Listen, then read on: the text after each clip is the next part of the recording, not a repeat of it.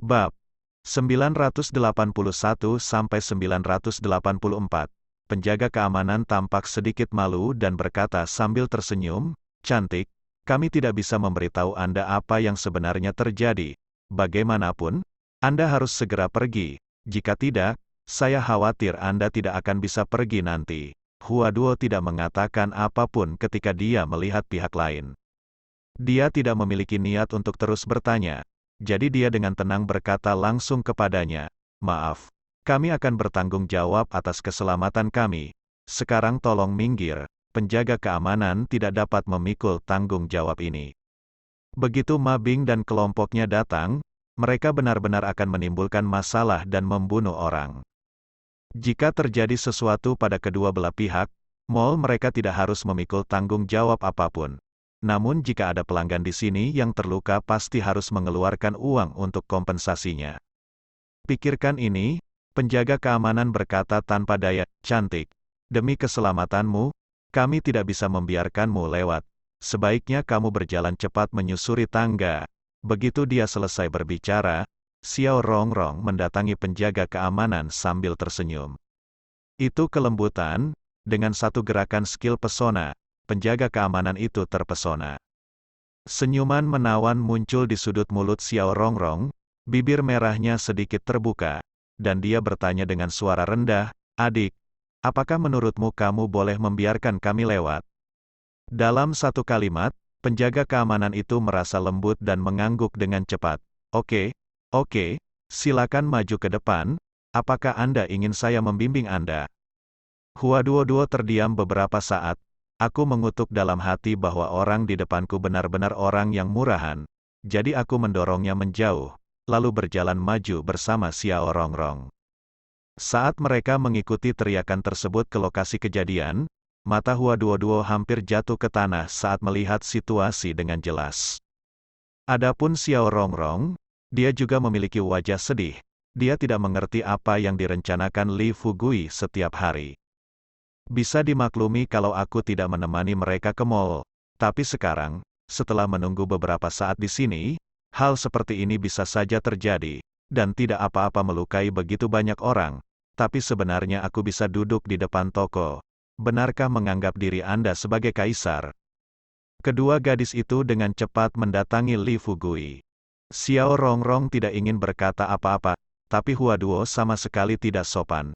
Dia menunjuk ke arah Li Fugui dan memarahi, "Tuan Li, tolong jangan lupakan identitasmu. Juga, tahukah kamu bahwa kami akan datang ke Hong He kali ini? Apakah kamu di sini untuk sesuatu? Apakah kamu takut orang lain tidak tahu di mana kita sekarang?" Li Fugui tidak berdaya. Dia tidak ingin ikut campur dalam urusan orang lain, tapi itu hanya karakternya. Ia terlahir dengan hati yang baik dan tidak tega melihat orang luar ditindas. Apa yang bisa ia lakukan?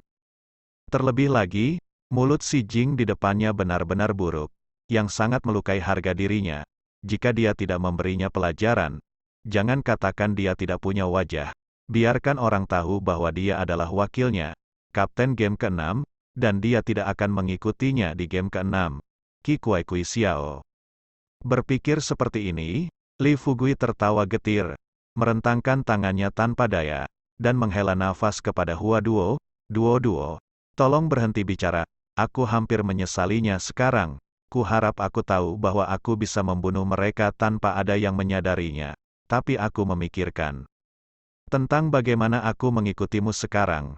Tidak baik membunuh orang yang tidak bersalah tanpa pandang bulu, kan? Jika keadaan menjadi lebih besar, bukankah ini akan mencoreng wajahmu?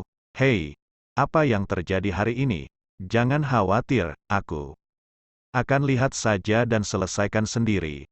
Jika masalahnya menjadi terlalu besar, aku akan menanganinya sendiri. Itu tidak ada hubungannya dengan kalian berdua.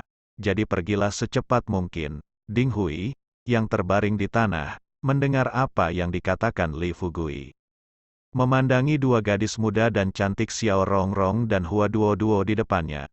Meskipun dia kesakitan, dia sepertinya telah menemukan cara untuk menyiksa Li Fugui. Yang terpenting si Jing baru saja mengatakan bahwa Li Fugui membeli toko pakaian ini seharga 2 juta. dan apa yang dibawa Hua Duoduo dan Xiao Rongrong semuanya adalah merek terkenal di mall. Setiap barang berharga puluhan ribu dolar untuk mendapatkannya.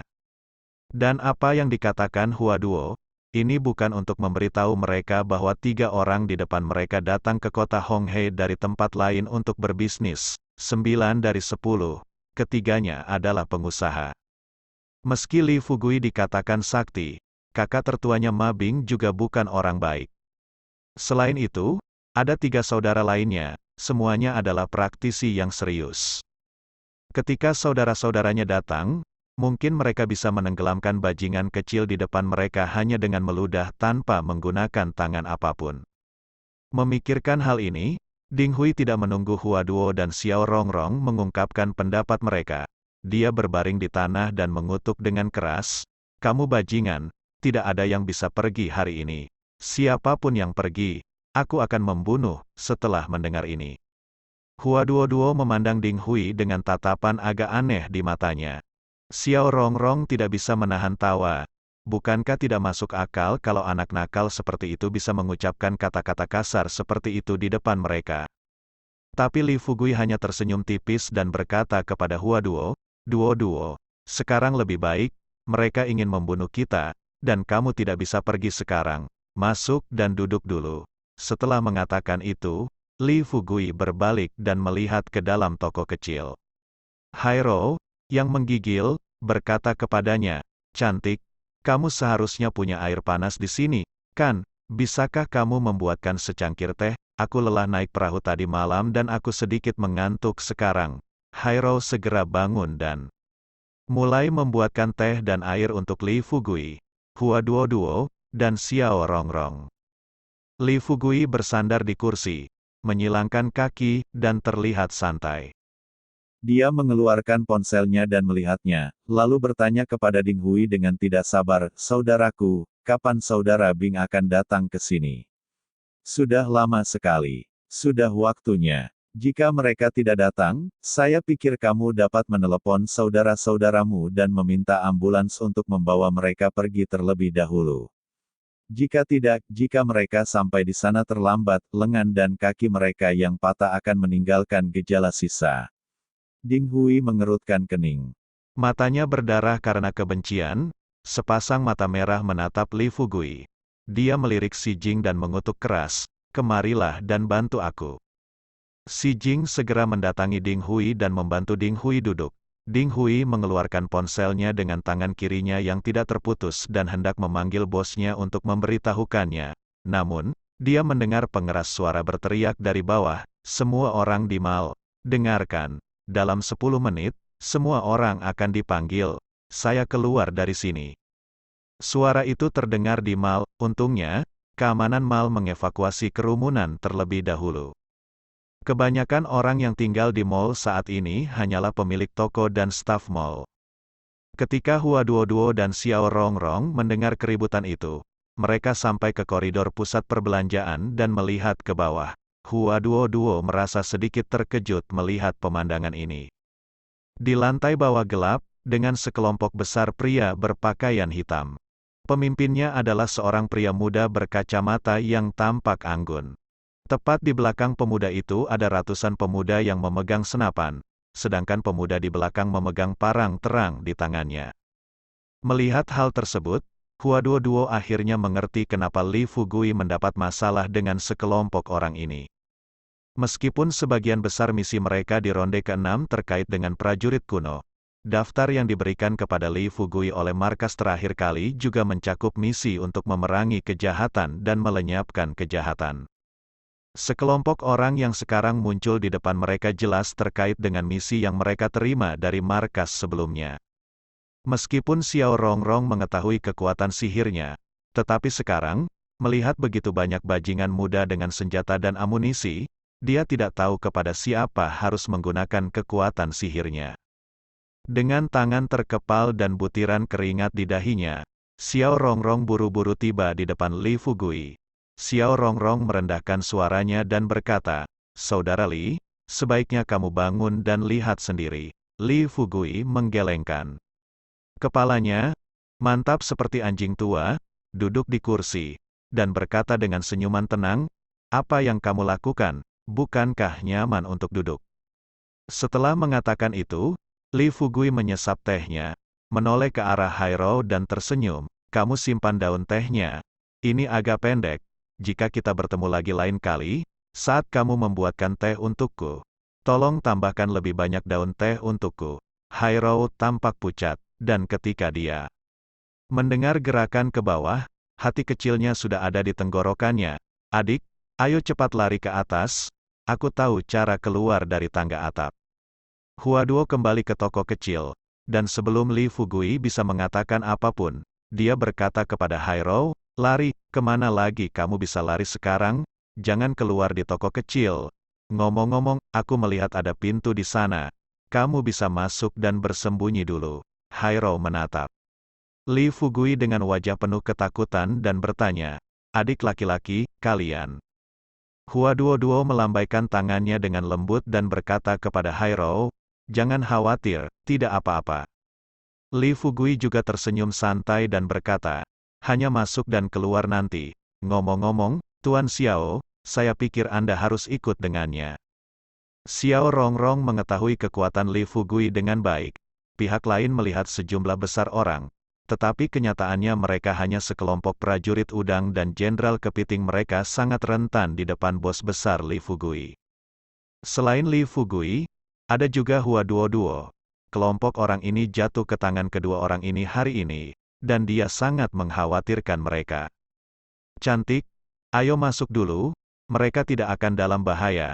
Xiao Rongrong menarik Hairo ke ruang penyimpanan. Li Fugui tersenyum santai pada Huaduo, "Duo, sekarang kamu tahu kenapa aku ingin menyerang mereka, kan? Kamu bilang, karena kita sudah menemui hal semacam ini, bisakah kita mengabaikannya?" Huaduo menjadi tenang dan sedikit mengernyit, berkata, "Kalau begitu tidak bisakah kamu menunggu sampai urusan resmi selesai?" Li Fugui berkata sambil tersenyum, "Saya impulsif dan tidak bisa menahannya. Tapi itu tidak masalah, selama Anda bisa menenangkan kantor polisi di sini, Anda dapat menyerahkan orang-orang ini kepada hanya itu yang saya butuhkan." Huaduo tidak punya pilihan selain tersenyum pahit dan berkata, "Jangan lupa bahwa Biro ke-6 menegakkan hukum, dan Departemen Kepolisian tidak memiliki wewenang untuk mendiktekan apa yang harus dilakukan. Lihat saja dan tangani, dan beritahu saya jika Anda memerlukan bantuan." Li Fugui berteriak. Setelah menghabiskan secangkir teh panas, dia berdiri dan berkata kepada Huaduo, "Apa, bukankah kamu akan membantuku?" Huaduo berkata sambil tersenyum, "Menurutku ini tidak perlu." Apa kekuatan Li Fugui? Sejauh mana pencapaiannya? Huaduo masih belum tahu. Terakhir kali dia menghadapi dua utusan penegak hukum, dia mengira Li Fugui pasti akan mati. Tetapi pada akhirnya, orang-orang ini mampu berbelok. Kelompok orang saat ini tidak termasuk prajurit kuno manapun. Mereka semua adalah orang biasa. Jika Li Fugui tidak dapat membunuh semua orang ini, bagaimana dia bisa berani mengatakan bahwa dia berada di ronde ke-6 di masa depan? Setelah Li Fugui mendapat izin dari Huaduo, dia tersenyum bahagia dan bersandar di pagar koridor. Ketika dia melihat Ma Bing dan anak buahnya bergegas ke atas bersama-sama, dia tidak lupa menatap Huaduo dengan kejam.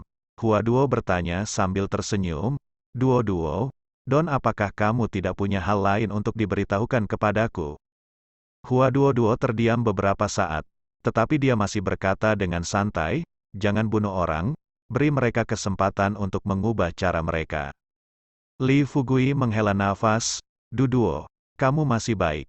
Ding Hui juga memperhatikan sesuatu yang aneh saat ini. Menurut akal sehat, jika banyak saudara mereka yang datang, beberapa orang di depan mereka pasti akan menunjukkan rasa takut. Namun dua orang di depan mereka, tidak hanya tidak terlihat takut sama sekali, tapi mereka juga terlihat siap untuk bermain game. Kalau dipikir-pikir, mungkinkah orang di depan saya benar-benar memiliki hubungan dekat dengan keluarga Gongyang? Tapi coba pikirkan, ini tidak mungkin. Orang-orang dari keluarga Gongyang selalu sependapat dengan mereka. Sekalipun seorang saudara secara tidak sengaja menyinggung keluarga Gongyang, mereka akan berinisiatif untuk meminta maaf. Kedua, poin yang lebih kritis, generasi muda keluarga Gong yang tidak memiliki anak laki-laki. Konon mereka dikutuk dan akan punah dalam waktu 5 generasi. Dengan pikiran kacau di benaknya, Ding Hui kesakitan dan gugup, dan pakaian di tubuhnya basah kuyup oleh keringat. Pipi Si Jing sudah merah dan bengkak, dan ada noda darah keluar dari sudut mulutnya. Melihat Ma Bing mengumpulkan begitu banyak orang, dia sangat kesal. Segera, Ma Bing kemudian bergegas dari kedua sisi koridor bersama ratusan saudara laki-lakinya. Satu sisi dipimpin oleh Ma Bing, dan sisi lainnya adalah dua Raja Ma Bing lainnya. Semua orang berada pada posisi kurang dari 10 meter dari Li Fugui. Puluhan anak laki-laki memegang senapan yang bergegas ke depan berhenti, segera mengambil senapan tersebut, dan mengarahkan moncong hitamnya ke kepala Li Fugui. Li Fugui menggelengkan kepalanya sambil tersenyum dan menatap ke arah kerumunan.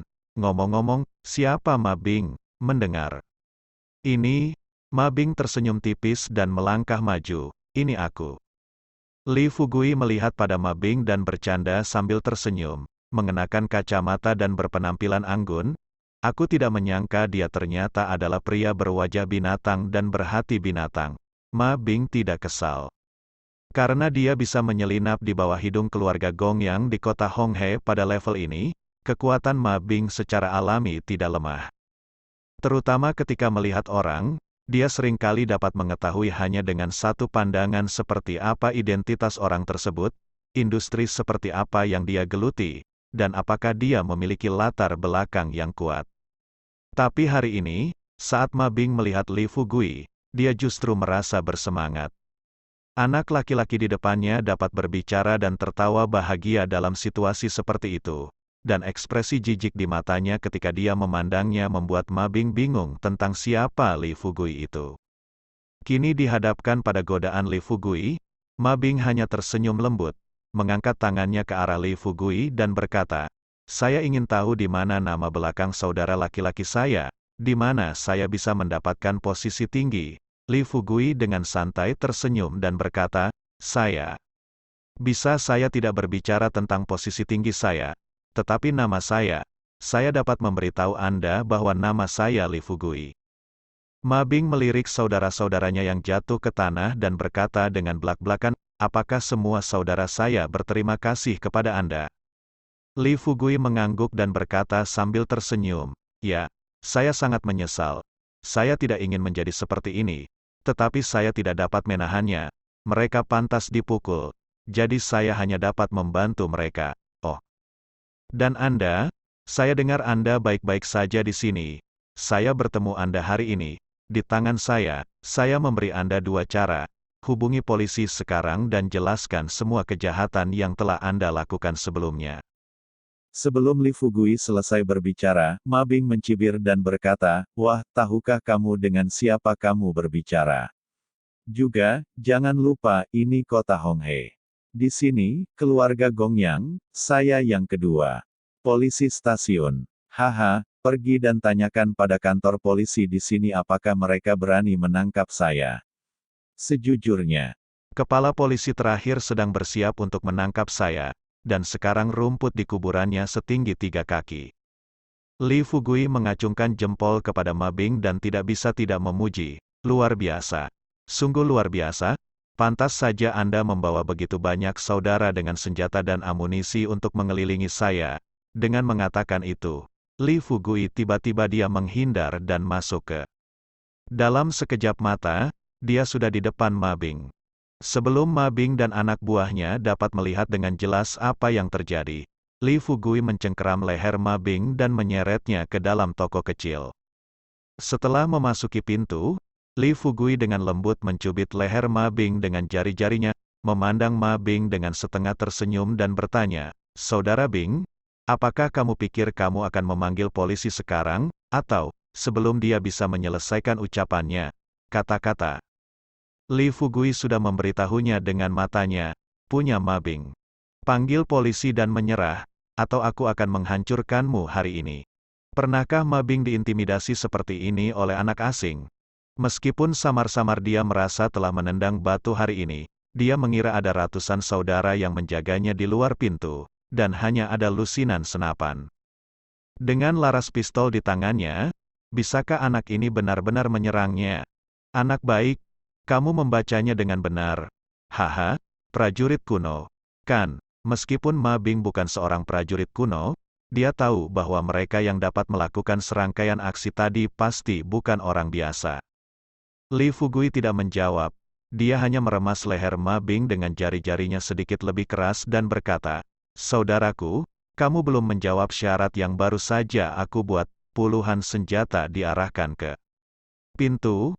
Punya dia, Li Fugui memandang sekilas ke arah sekelompok pria bersenjatakan di depannya dan berkata sambil tersenyum, "Saya hitung sampai 3. Anda harus meletakkan senjatanya sesegera mungkin. Jika tidak, saya akan membiarkan Anda tinggal di kursi roda selama sisa hidupmu." Orang yang bergegas ke depan. Pemuda itu tampaknya tidak memiliki rasa takut sama sekali. Sebaliknya, dia melambaikan moncong senjatanya dan berteriak pada Li Fugui, "Sialan, lepaskan dari saudara kita Bing sekarang, atau aku akan menembak kepalamu." Mulut Li Fugui sedikit melengkung. Dia mengangkat kepalanya, tidak takut sama sekali.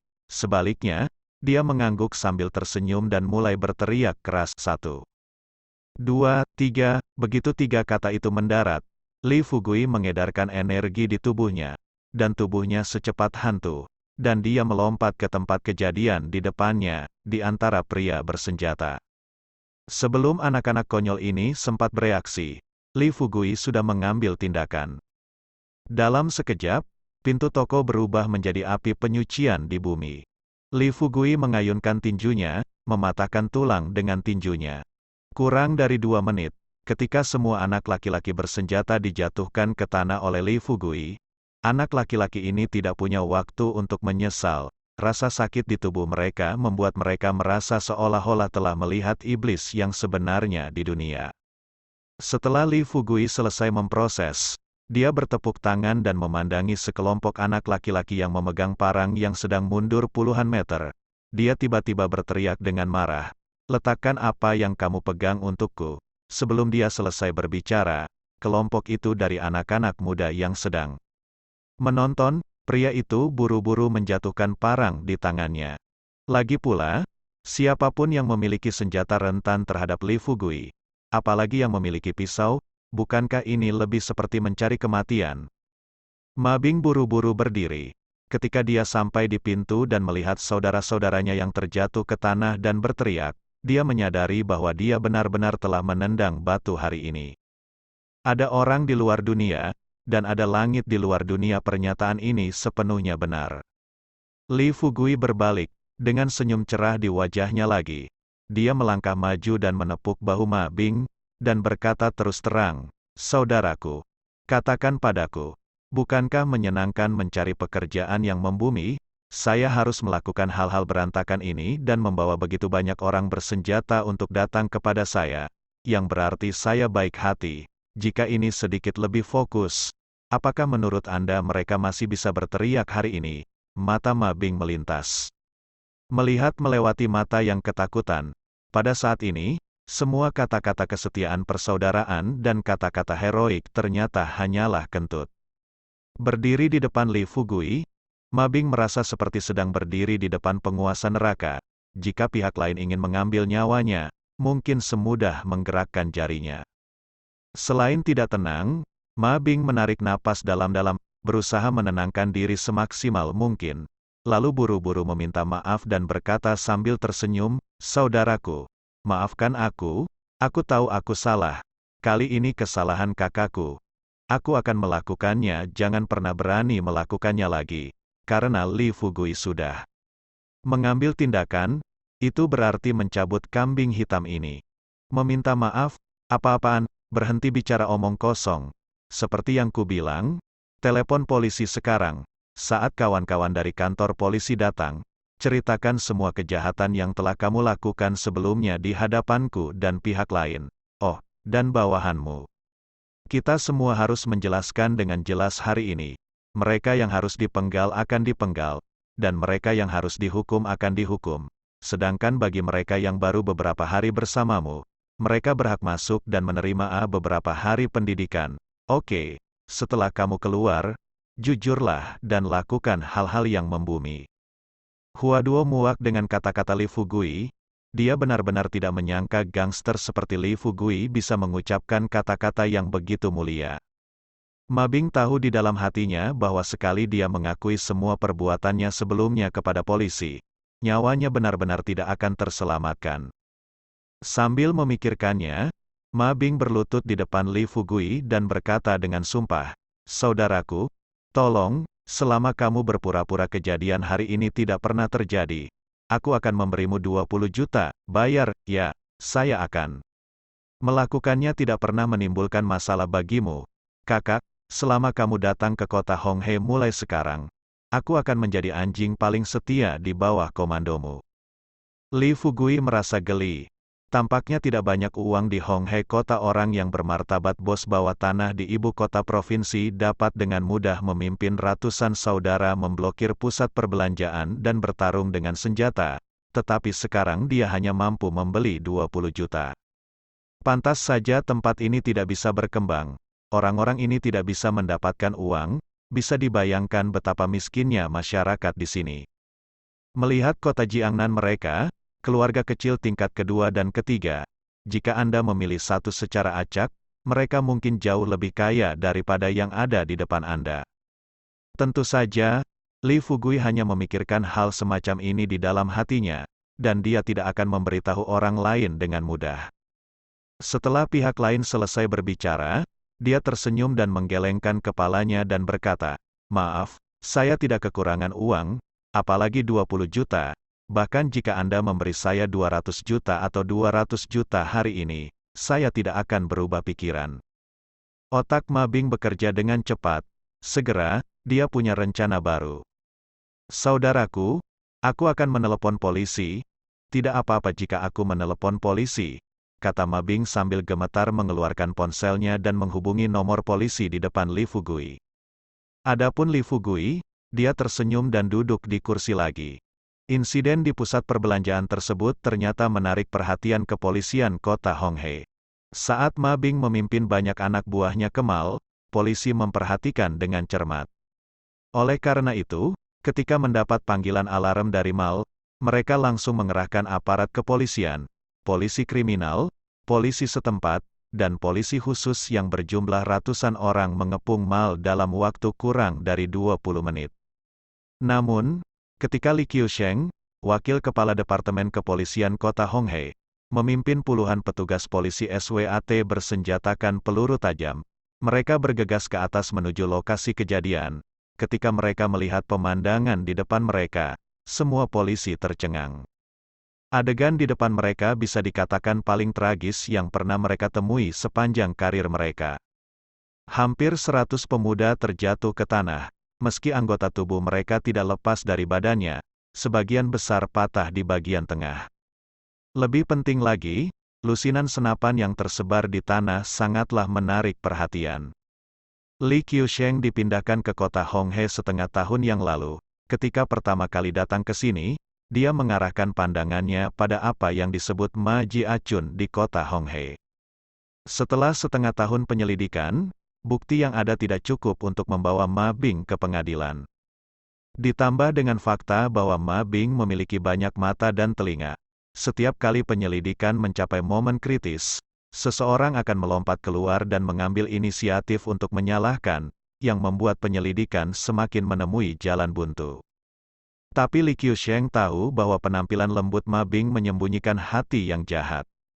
Meski mereka tidak mengetahui penyebab kejadian hari ini, namun ketika menerima panggilan tersebut, mereka sudah mengira bahwa orang yang memprovokasi Ma Bing kemungkinan besar tidak akan selamat. Namun ternyata kali ini mereka salah. Ketika Ma Bing melihat Li Qiusheng, dia akhirnya melepaskan kekhawatirannya. Dia tahu bahwa meskipun anak di depannya kuat, dia tidak akan berani menyakitinya di depan Li Qiusheng. Bagaimanapun, Li Qiusheng juga merupakan wakil kepala Departemen Kepolisian Kota Honghe. Jika Anda menyakiti seseorang di depan polisi, bukankah sudah jelas Anda tidak ingin dibodohi? Segera bangkit dari tanah, Ma Bing menunjuk saudara-saudara yang terluka di tempat kejadian dan berteriak kepada Li Qiusheng, "Direktur Li, lihat, apakah Anda peduli dengan masalah ini atau tidak? Kami baru saja datang ke sini, dan kami berencana untuk Bing. Sebelum Bing menyelesaikan kata-katanya, Li Fugui melangkah maju dan mengusirnya. Tendangan ini langsung mematahkan 3 atau 5 tulang rusuk Ma Bing. Setelah Ma Bing jatuh ke tanah dan muntah darah, Li Fugui mendatangi Li Qiusheng, mengulurkan tangannya, dan berkata sambil tersenyum, "Direktur Li, kan? Halo, aku Li Fugui." Li Qiusheng tertegun untuk waktu yang lama dan tidak sadar. Dia mengulurkan tangannya dengan kaku dan berjabat tangan dengan Li Fugui. Kemudian dia mengerutkan kening dan bertanya, "Li Fugui, kamu berasal dari unit mana, Li?" Fugui berbalik dan memandang Hua Duo. Sebaliknya, aura Hua Duo dalam sistem lebih kuat. Dengan ekspresi serius di wajahnya, dia langsung mendatangi Li Qiusheng tanpa ada niat untuk berjabat tangan dengan Li Qiusheng.